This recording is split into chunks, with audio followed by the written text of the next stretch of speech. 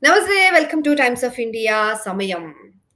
So, ఇవాళ మనతో పాటు ఉన్నారు డాక్టర్ నంది రామేశ్వరరావు గారు. రియల్టర్ ఆక్సిజన్ సంస్థ ఫౌండర్ అండ్ సీఈఓ అండ్ అలాగే లెజెండరీ అవార్డ్ విన్నర్ కూడా ఆయన. సో, నమస్తే sir. Welcome to the show again. నమస్తే అమ్మ. ఎలా ఉన్నారు? సూపర్. సూపర్. అసలు రియల్ ఎస్టేట్ మామూలుగా దూసుకెళ్ళట్లేదు. మరి మీరు బ్రహ్మాండంగా వెలిగిపోతారు. మరి 30 ఏళ్ల నుంచి ఇదే రంగంలో ఉన్నారు. మన బయర్స్ దయ, మీడియా దయ, బిల్డర్స్ దయ, ఏజెంట్స్ దయ.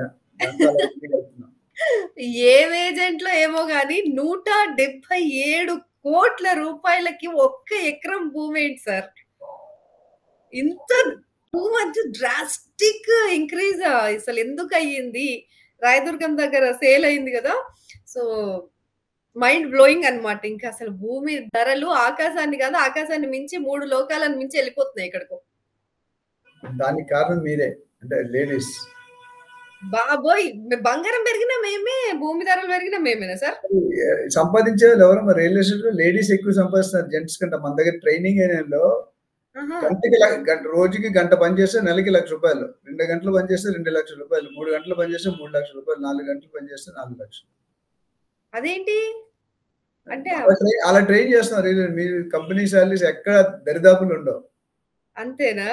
అంతే. గోల్డ్ పెరగడానికి మహిళల వల్ల చాలా ఇబ్బందులు వస్తున్నాయి. ఒక విధంగా పాజిటివ్స్ ఏంటంటే హస్బెండ్స్ కి హెల్ప్ చేస్తున్నారు, మీరు అరేంజ్ చేసి మీరు ఇస్తున్నారు, అది మా సంతోషం. బట్ మగాల్ని దించేస్తున్నారు, రేస్ అంటే ఎలా ఓడించేస్తున్నారు, గెలిచిపోతున్నారు మీరు. అంతే మరి. ఏ రంగంలోకి వచ్చినా ఆడవాళ్ళు అందులో నెగ్గాల్సిందే. ఆ పంతం ముందు ఎవరు అంతే కదా.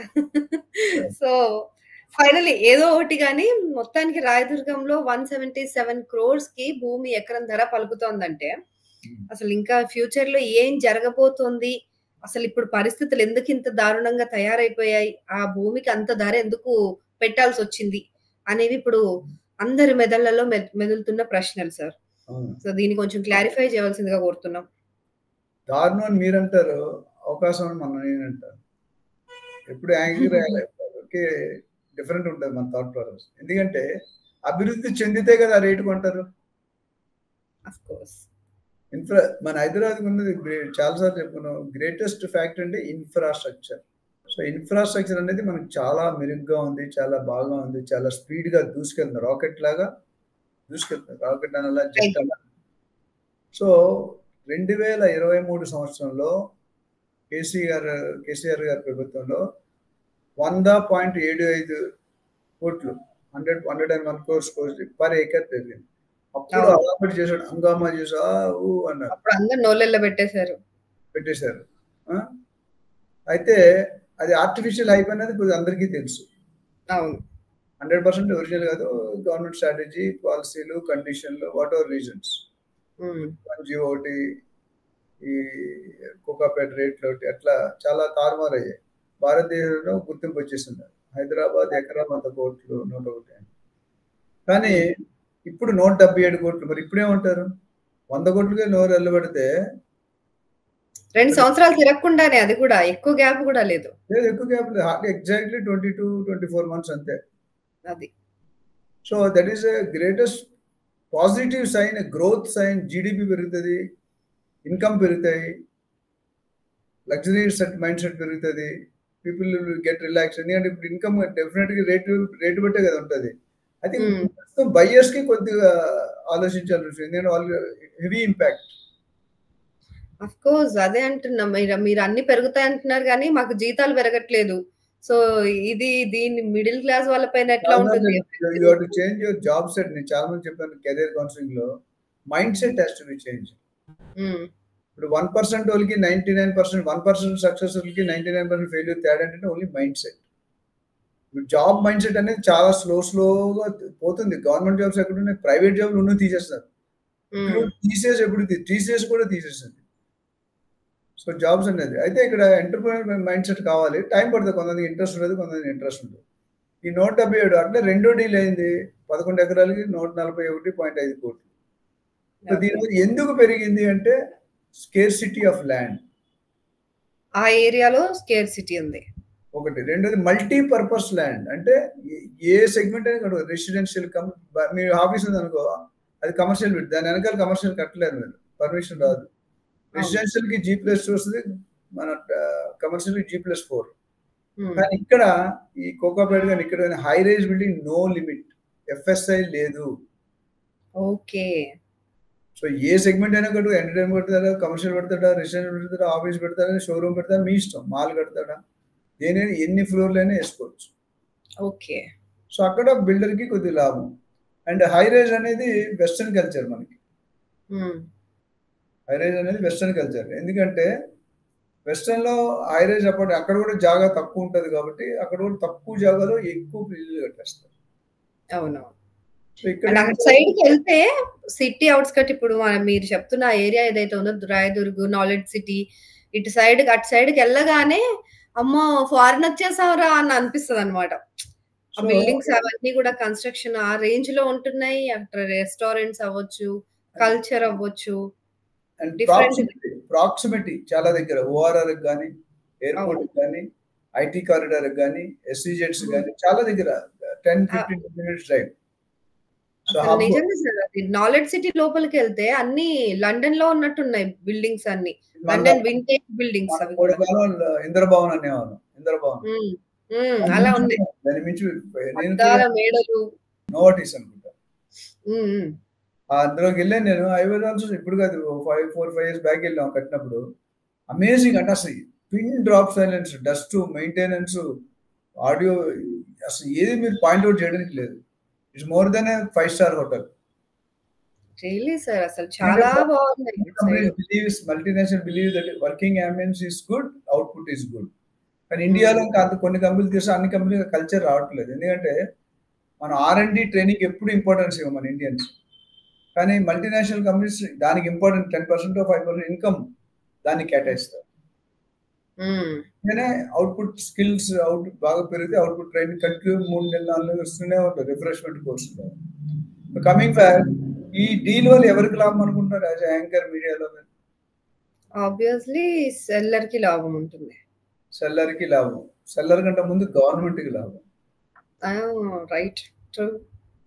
గవర్నమెంట్ కి ల్యాండ్ కొనేటప్పుడు ట్యాక్స్ కడతాం, స్టాంప్ డ్యూటీ. ప్లాన్ చేసుకునేటప్పుడు ఫీజు కడతాం, మళ్ళీ రిజిస్ట్రేషన్ చేసినప్పుడు మళ్ళీ ఫీజు కడతాం. అంటే వద్దంటే డబ్బు, లక్ష్మీదేవి వస్తా అని అంటున్నారు. సో వేల కోట్ల ఇన్కమ్ గవర్నమెంట్ పెరుగుతుంది, thousands of crores. HMD పరిధి పెంచారు, లాస్ట్ టైం మాట్లాడు. HMD పరిధి 1000 కోట్లు, పెంచితే వేల కోట్లు. సో గవర్నమెంట్ కావాల్సింది డబ్బు, vitamin A. Money makes many things అనేవాళ్ళు అంతకుముందు. మారిపోయింది, మనీ మేక్స్ ఆల్ థింగ్స్ అంటున్నారు. అయితే ఇప్పుడు రేట్లు పెరగడం వల్ల ఆ ఏరియాలో మిగతా భూమి ధరలు కూడా అలాగే ఉంటాయా? ఇది ఆక్షన్ లో మాత్రమే ఆ పర్టికులర్ ఏరియా మాత్రమే అంత ధర పలికింది, కానీ దాని చుట్టుపక్కల ఏరియాస్ పైన ఎలాంటి ప్రభావం ఉండబోతుంది? ఇప్పుడు బిగ్ బాస్ ఎవరంటే, వరల్డ్ కి బిగ్ బాస్ ఎవరు ఇప్పుడు? యాజ్ ఆఫ్ టుడే ప్రపంచానికి బిగ్ బాస్ ఎవరు? Donald Trump. President is highest authority in entire world. am I right? ఆయన తుమ్మితే మోడీ గారు తుమ్మాలా అక్కర్లేదా? తుమ్మాల్సి వస్తుంది. మోడీ గారు తుమ్మితే రేవంత్ రెడ్డి గారు, చంద్రబాబు తుమ్మాలా, చంద్రబాబు గారు తుమ్మాలా లేదా? ఎందుకంటే దానికి సంబంధం నాకు ఆల్వేస్ కోర్ట్స్ తో కంపేర్ చేసి అర్థం అవ్వాలని జనాలకి. ఇక్కడ ఏంటంటే మెయిన్ బేస్ పెరిగింది. బేస్ అంత రాకపోయినా 50 కోట్లు 60 కోట్లు కాదు 70 కోట్లు సగం రేట్ అయినా వస్తుంది కదా. ఇప్పుడు 177 కోట్లు, 100 కోట్లు 177 అయింది. పక్కనే 20 కోట్లు ఉండేది, ఇప్పుడు 50 కోట్లు అయిపోతుంది. 50 కోట్లు ఉండేది 100 కోట్లు అయిపోతుంది. సో డెఫినెట్లీ క్యాస్కేడింగ్ ఎఫెక్ట్ అక్కడ పెరిగితే మీద ఆటోమేటిక్ పెంచుకుంటూ వచ్చేస్తారు. సో ఇక్కడ main problem win situation government కి, సెల్లర్స్ కి, బయర్స్ కి ఇబ్బంది. సామాన్య ప్రజలు కొనుక్కునే దాఖలాలు లేవు అక్కడ. అంటే స్క్వేర్ ఫీట్ ఇప్పుడు ఆల్రెడీ కోకాపేటలో 12,000 15,000 అమ్ముతున్నారు. ఈ రేట్ డెఫినెట్ 30,000 40,000 అమ్మాలి, లేకపోతే బిల్డర్కి వర్కౌట్ కాదు. So overall impact positive sign. But ఏంటంటే కొత్తలో కొంత అందరూ 3 సంవత్సరాలు అయితే ఇది ఓల్డ్ అయిపోతుంది. మళ్ళీ రేపు 150 కాదు 250 కోట్లకు 300 కోట్లకు వెళ్ళి ఆశ్చర్యపడక్కర్లేదు. బాంబేలో ఆల్రెడీ కొన్ని రోజుల క్రితం అయింది 840 crores per acre కొన్నారు RBI గవర్నమెంట్. బాబోయ్. సో ఆర్బీఐ ఉన్నదానికి 50% పెంచి ఇచ్చారు. ఇన్ని వందల కోట్లే. అంటే బిజినెస్ మెన్స్, కార్పొరేట్స్ వీళ్ళకి మాత్రమే సాధ్యపడుతది ఇంక అక్కడ కొనాలంటే. అవును. సో మనం ఏదేమటికి రియల్ ఎస్టేట్ ముందంజలో ఉంది. హైదరాబాద్లో రియల్ ఎస్టేట్ నెక్స్ట్ నేను చాలా వీడియోస్ చెప్పాను. హైదరాబాద్లో next 10 years Hyderabad is going to rock rock rock. ఇందులో డౌట్ లేదు. ఇన్వెస్ట్ చేయాలనుకుంటే హ్యాపీగా ఇన్వెస్ట్ చేసుకోండి. ఇప్పుడు సెల్లర్స్ ఫ్రెండ్లీ ఉంటుందా, బయర్స్ ఫ్రెండ్లీ ఉంటుందా ఆఫ్టర్ 10 years? అది మారుతూ ఉంటుందండి. ఏది కన్సిస్టెంట్. ఇప్పుడు ఇంతవరకు ఇప్పుడు అయితే ప్రస్తుతానికి బయర్స్ మార్కెట్ ఉంది. ఓకే. రేపు పొద్దుట షిఫ్ట్ అవ్వచ్చు. కేటీఆర్ గారు ఉన్నప్పుడు, కేసీఆర్ ఉన్నప్పుడు సెల్లర్స్ మార్కెట్ ఉంది. ఈ రెండే రియల్ ఎస్టేట్ లో 2 sides బొమ్మ బొరుసు. ఈ రెండు వేరే ఆప్షన్స్ లేవు. సో ఇక్కడ గవర్నమెంట్ ఏంటంటే టాక్సేషన్ పెరుగుతుంది, ఇన్ఫ్రాస్ట్రక్చర్ పెరుగుతుంది, బిల్డ్ అవుతుంది, అంటే పాపులేషన్ పెరుగుతుంది, మైగ్రేషన్స్ వస్తున్నారు, ఇవన్నీ కూడా పాజిటివ్ సైన్స్. సో కాబట్టి ఈ రేట్ ఎంతవరకు సస్టైన్ చేయగలుగుతారు అనేది we have to wait and see. Sustain అయితే పర్లేదు, కొద్ది కరెక్షన్ అయితే ఉండొచ్చు. ఎందుకంటే అందరూ అంత బడ్జెట్ పెట్టి కొనలేరు. ఇది కొన్నిది ఎవరో తెలుసా మీకు? Not real estate developers. మరి ఎవరు కొన్నారు? ఎంఎస్ఎన్ రియాలిటీ, ఎంఎస్ఎన్ ఫార్మా వాళ్ళు కొన్నారు. అంతకుముందు అరవిందో రియాలిటీ ఉంది, ఆరో రియాలిటీ అండి.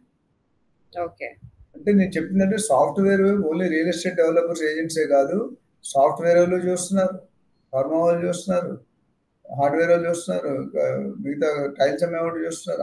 అందరూ చూపు రియల్ ఎస్టేట్ మీదే. అది Hyderabad real estate, Chennai real estate కాదు, బెంగళూరు కాదు, ఢిల్లీ కాదు.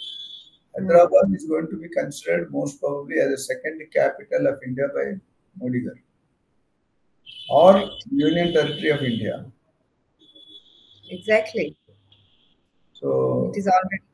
అంటే ఒకటి హైదరాబాద్ మొత్తం యావత్ ప్రపంచంలో కూడా one of the best liveable city కింద వచ్చేసింది. మనకి 4th city గానీ వచ్చిందని ఇంకా రాకింగ్ ఉంటుంది IGBC standards. Hyderabad has that much potential. Very true sir. Buyers బాధపడినా రేపొద్దు బయర్స్ కూడా వాళ్ళు కూడా లాభాలు పెరుగుతాయి కదా. ఇప్పుడు రేపొద్దు ఇప్పుడు 177 కోట్లు, రేపొద్దు 250 crores అవ్వచ్చు కదా. 2 years ఇంకో 2 years ఇంకో 70 అంటే 250-260 కోట్లు కొంటారు. సో ఓవరాల్ గా ది ఇంపాక్ట్ అనేది ఉంటుందండి. ఓవరాల్ ఇంపాక్ట్ అక్కడ నుండి ఆ ఏరియాకి ఒక 10-20 కిలోమీటర్ వరకు ఆల్రెడీ రేట్లు పెంచారు. శంకుస్థాపన చేస్తే 4th cityలో రేట్లు పెరిగిపోయి. నిన్న మన ఆక్షన్ అయిన దగ్గర నుండి ఆల్రెడీ రేట్లు రెడీ పెట్టి పెంచేస్తున్నారు. ఓనర్స్ మనం టచ్ చేయలేం, స్కై హై అయిపోతున్నారు ఓనర్స్. సో కాబట్టి we have to wait and see what will happen అనేది. ఏదైనా మన మంచిగా అయింది అనుకుందాం, ఏదైనా మన మంచిగా అయింది. Hope for the best. Done sir. Thank you so much sir. మరో వీడియోతో మళ్ళీ కలుద్దాం. By by. Thank you.